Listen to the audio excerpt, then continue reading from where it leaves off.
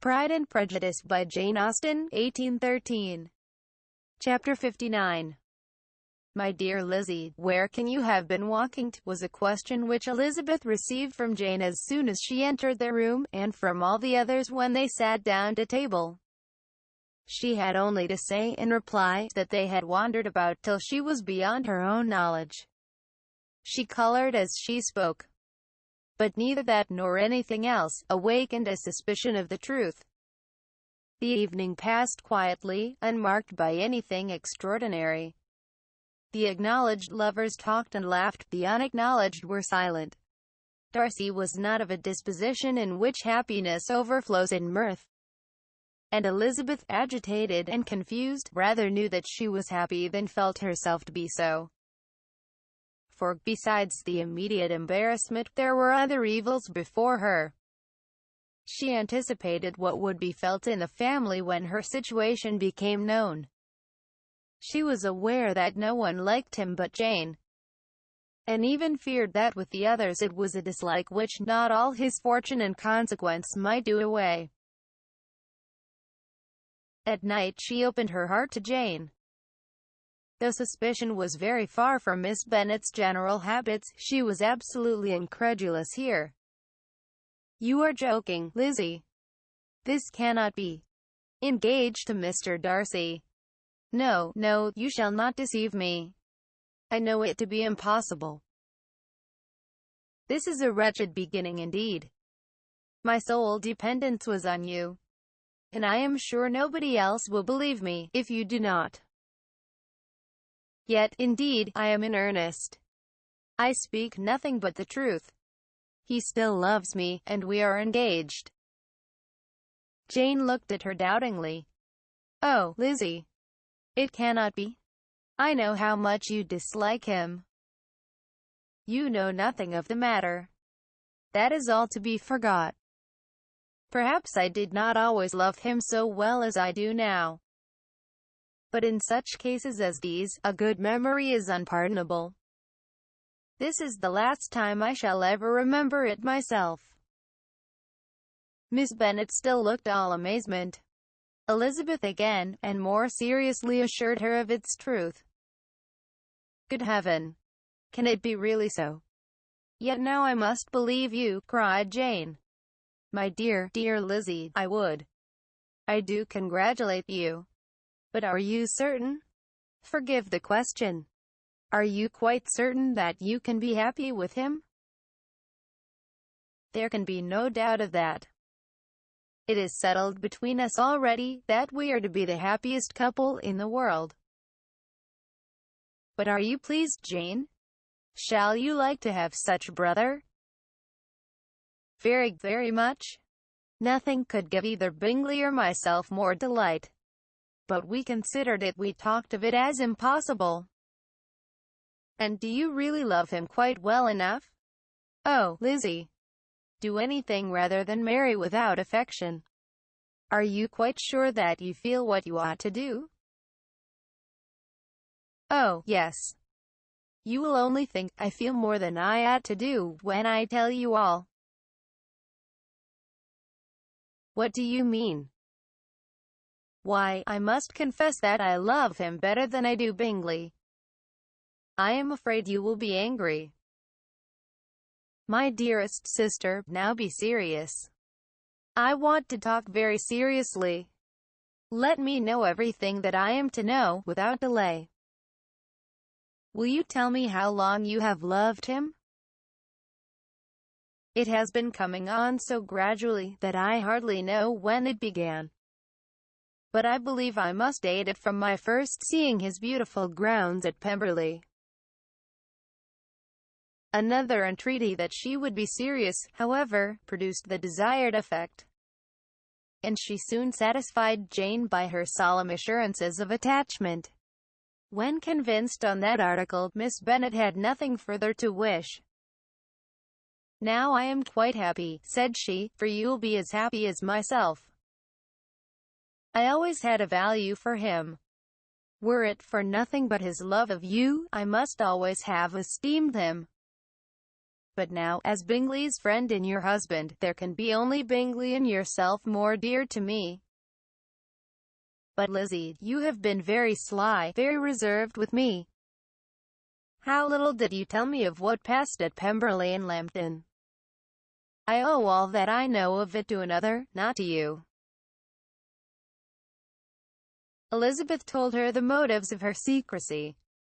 She had been unwilling to mention Bingley, and the unsettled state of her own feelings had made her equally avoid the name of his friend. But now she would no longer conceal from her his share in Lydia's marriage. All was acknowledged, and half the night spent in conversation. "Good gracious," cried Mrs. Bennet, as she stood at a window the next morning, "if that disagreeable Mr. Darcy is not coming here again with our dear Bingley! What can he mean by being so tiresome as to be always coming here? I had no notion but he would go a-shooting, or something or other, and not disturb us with his company. What shall we do with him? Lizzie, you must walk out with him again, that he may not be in Bingley's way."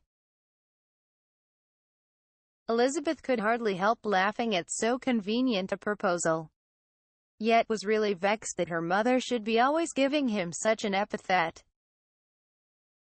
As soon as they entered, Bingley looked at her so expressively, and shook hands with such warmth, as left no doubt of his good information. And he soon afterwards said aloud, "Mrs. Bennet, have you no more lanes hereabouts in which Lizzie may lose her way again today?" "I advise Mr. Darcy, and Lizzie, and Kitty," said Mrs. Bennet, "to walk to Oakham Mount this morning.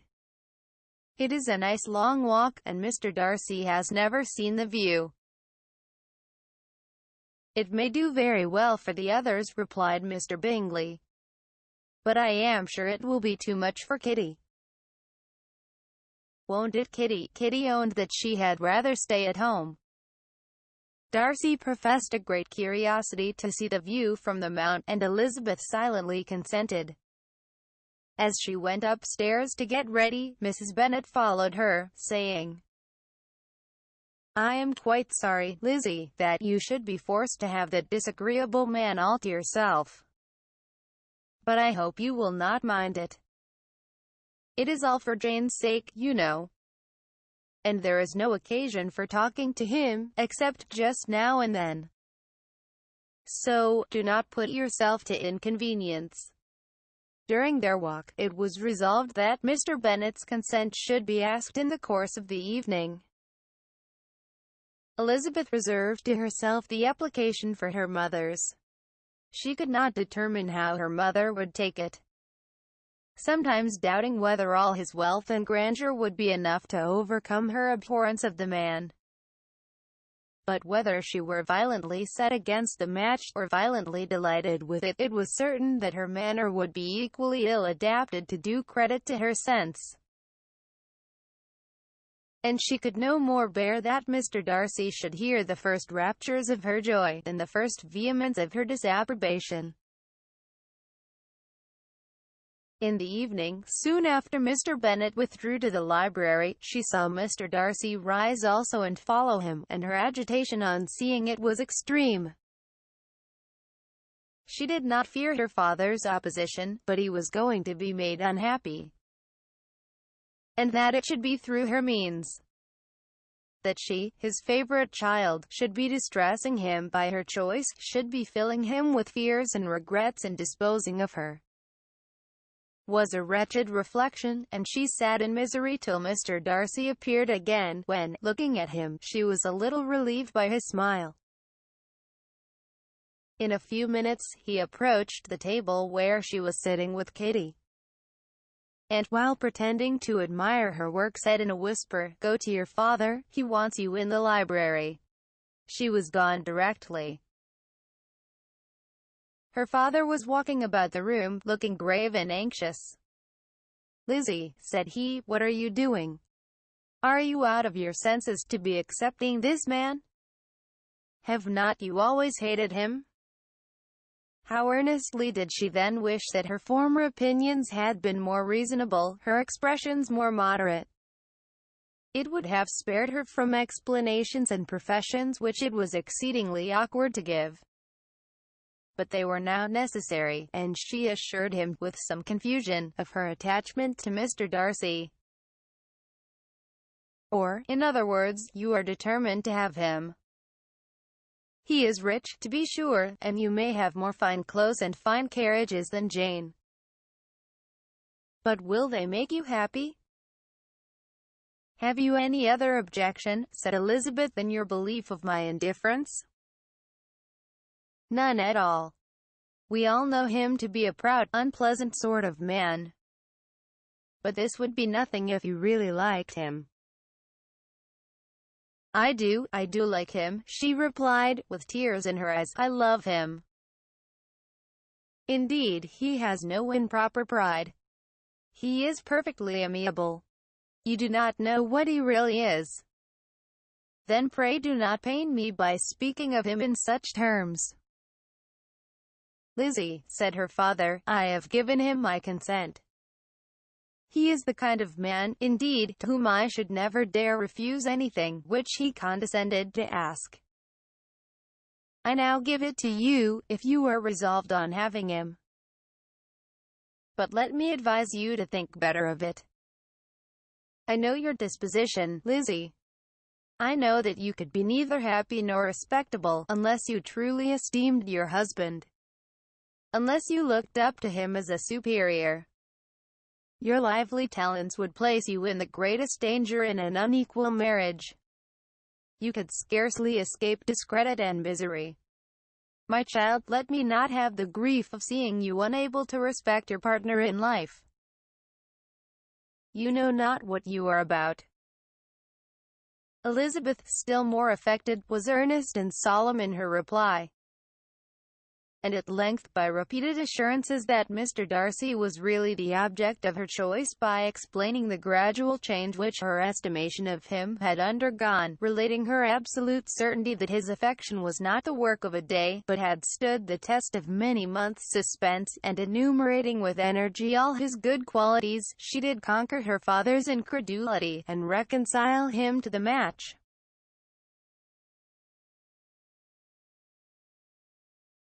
Well, my dear, said he, when she ceased speaking, I have no more to say. If this be the case, he deserves you. I could not have parted with you, my Lizzie, to any one less worthy.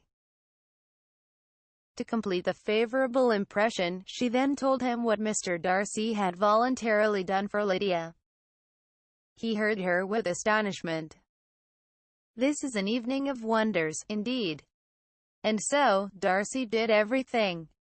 Made up the match, gave the money, paid the fellow's debts, and got him his commission. So much the better.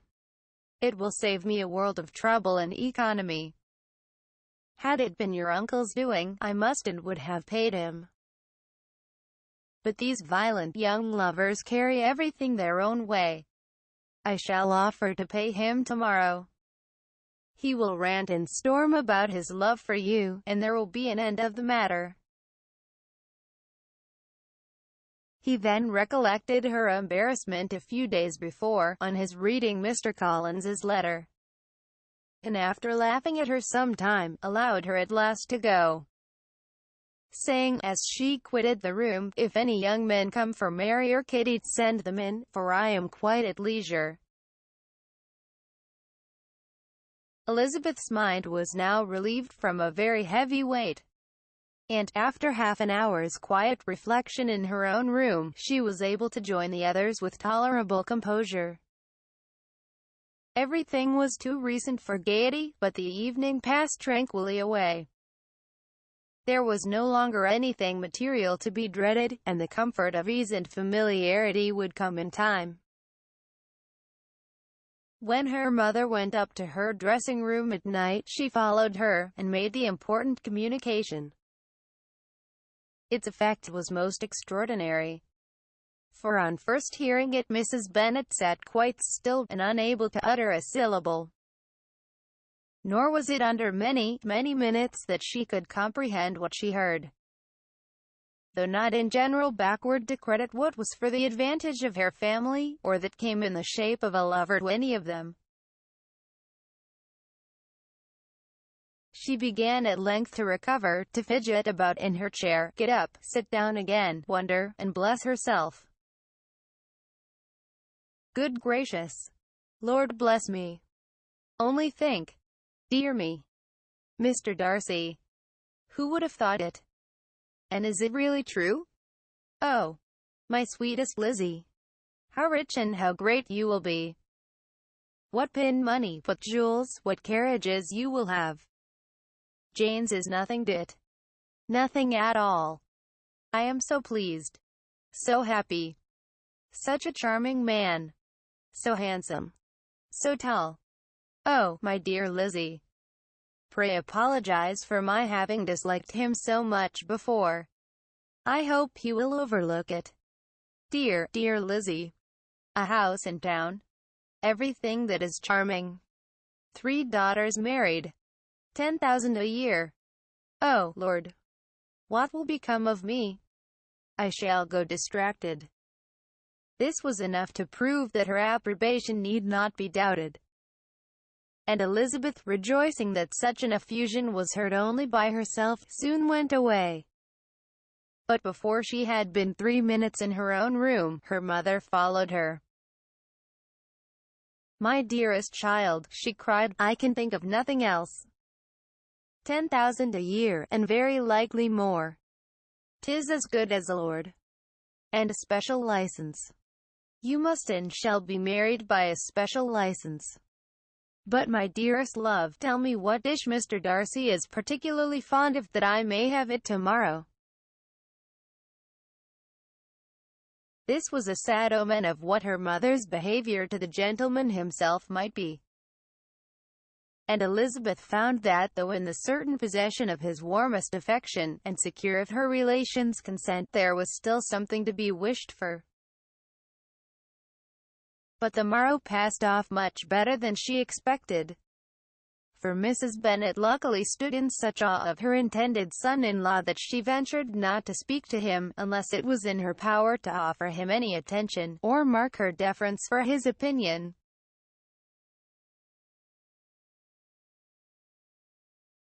Elizabeth had the satisfaction of seeing her father taking pains to get acquainted with him. And Mr. Bennet soon assured her that he was rising every hour in his esteem. I admire all my 3 sons-in-law highly, said he. Wickham, perhaps, is my favorite. But I think I shall like your husband quite as well as Jane's.